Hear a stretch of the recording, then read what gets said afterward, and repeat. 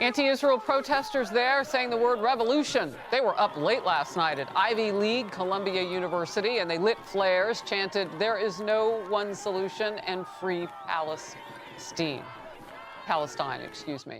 Right now, they are indeed occupying the main lawn of that Ivy League campus. And hundreds of Columbia students set up 60 tents on that main lawn, demanding that the university cut its ties with Israel.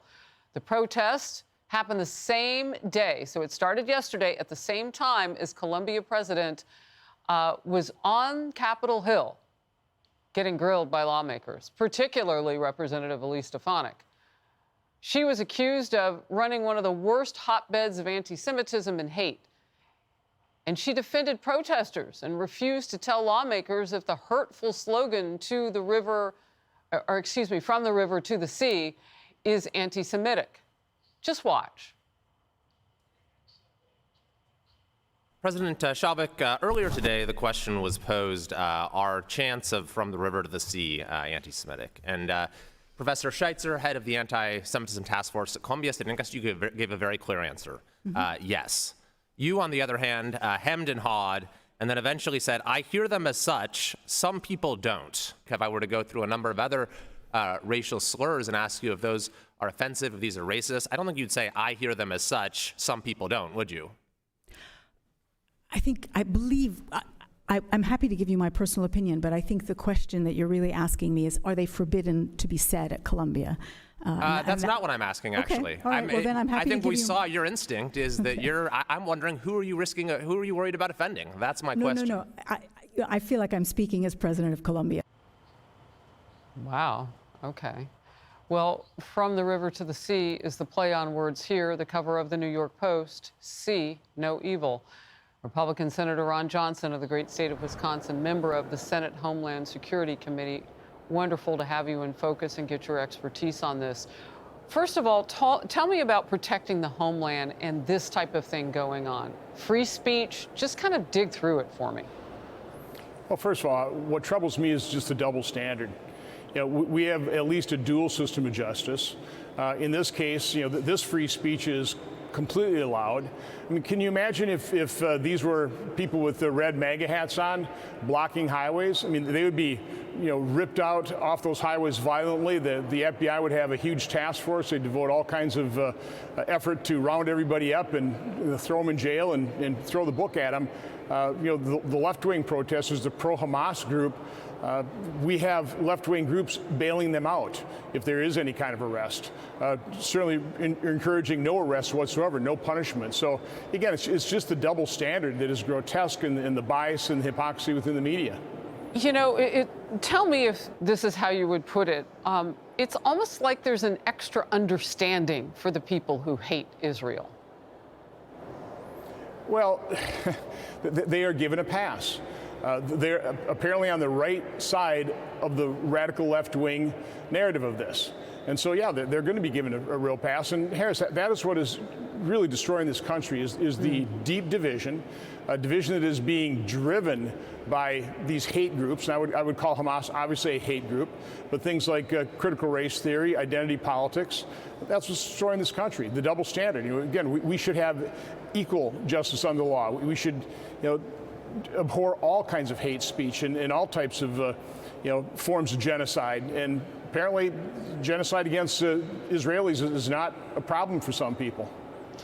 Anti-Israel protesters interrupted Secretary of Defense Lloyd Austin multiple times during his budget testimony just yesterday. Here it is. Let me turn to this year's budget request. Austin, you have killed my child's cousins in Palestine. All three of these priorities. The committee will stand in recess until the Capitol Police can restore order. But it also provides much needed support for Israel and also for Taiwan. Committee will stand in recess until the Capitol Police can restore order. Please instruct the Capitol Police to remove the disruption. I mean, if these people are going to show up every time a member of the administration that is closely tied to any sort of Israel policy, how can they get anything done for this country? I mean, they were, the president of the United States is seeing this. They're already waiting for him at his next campaign stop in Pennsylvania. Well, that right there, I believe, was obstructing an official proceeding, correct? Yes. What the congressman did in pulling the fire alarm during a vote was obstructing an official proceeding. Yes. I haven't seen those people arrested in SWAT raids. I haven't seen them thrown into a D.C. jail, awaiting trial for years without, maybe charges, but certainly without a trial. I'm not seeing that happen. So again, it's a dual system of justice. It's not equally administered, and that's a real problem in America.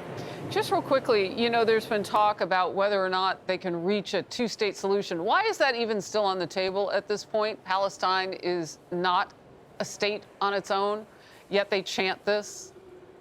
Well, I always point to the Syrians living in the Golan Heights that are now being administered under Israeli law. They live a pretty peaceful existence.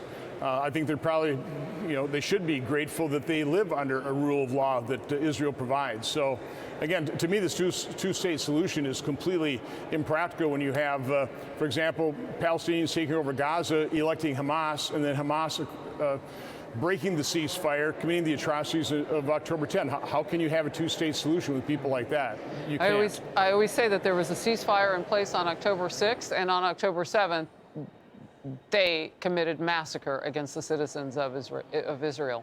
All right, DHS Secretary Alejandro Mayorkas testified right before the Senate, just a day before Senate Democrats quashed an impeachment trial against him. Republican senators, like yourself, no doubt, are outraged.